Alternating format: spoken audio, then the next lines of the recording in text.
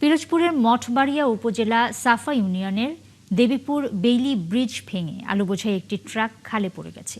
এতে পিরোজপুরের মঠবাড়িয়া এবং পাথরঘাটার সঙ্গে ঢাকাসহ প্রায় সারা দেশের যোগাযোগ বিচ্ছিন্ন হয়ে গেছে।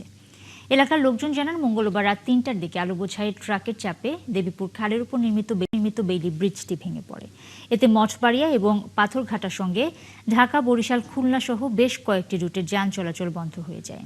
এ ঘটনায় কোনো হতাহত বা আহতের খবর পাওয়া যায়নি।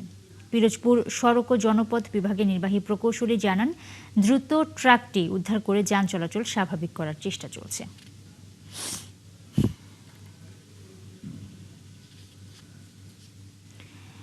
দর্শক, পিরোজপুরের বেইলি ব্রিজ ভেঙে পড়ার সবশেষ অবস্থা জানাতে আমাদের সাথে যুক্ত হচ্ছেন সহকর্মী তরিকুল ইসলাম।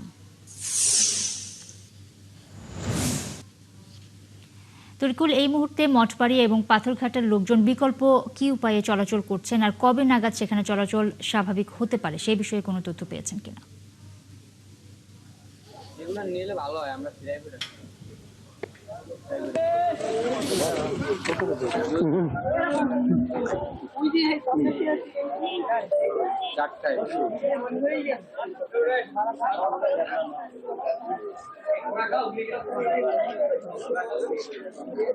নুসরাত, আপনাকে ধন্যবাদ। আমি এই মুহূর্তে রয়েছি পিরোজপুর জেলার মঠবাড়িয়ার সাফা ইউনিয়নের যে দেবীপুর গ্রামে। এখানে কিন্তু গতকাল রাত ৩টার দিকে কিন্তু এখানে একটি আলু বোঝাই ট্রাক কিন্তু অতিরিক্ত লোডের কারণে একটি বেইলি ব্রিজ ভেঙে পড়ে গিয়েছে, যার কারণেই কিন্তু ইতিপূর্বে আসলে এই এলাকার মানুষের কিন্তু আসলে জনদুর্ভোগে পরিণত হয়েছে। এখানে আসলে ঢাকা, বরিশাল, খুলনা সব ধরনের আসলে কিন্তু যান চলাচল কিন্তু বর্তমানে বন্ধ রয়েছে। এখানকার যে মানুষজন রয়েছেন তারা কিন্তু বিকল্প পথ খুঁজতে কিন্তু কাঠালিয়া, পাথরঘাটা হয়ে জালকাঠি যে একটি রুট রয়েছে সেই রুটের দিকে কিন্তু তারা অগ্রসর হচ্ছে। সেখান থেকে কিন্তু তারা চলাফেরা করছে বর্তমানে।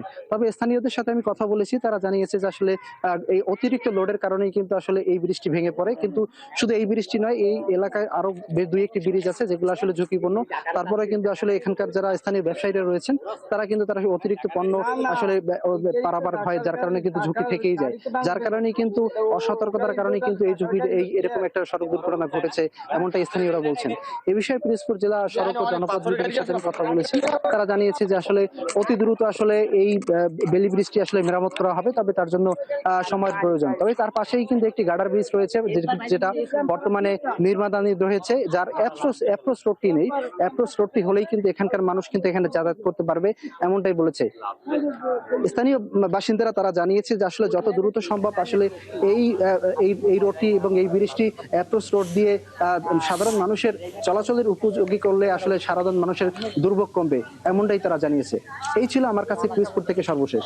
অনেক ধন্যবাদ তরিকুল আপনাকে। দর্শক, পিরোজপুর থেকে তরিকুল ইসলাম আমাদের সাথে যুক্ত হয়েছিলেন। বেইলি ব্রিজ ভেঙে পড়া সবশেষ অবস্থা তিনি আমাদের জানাচ্ছিলেন।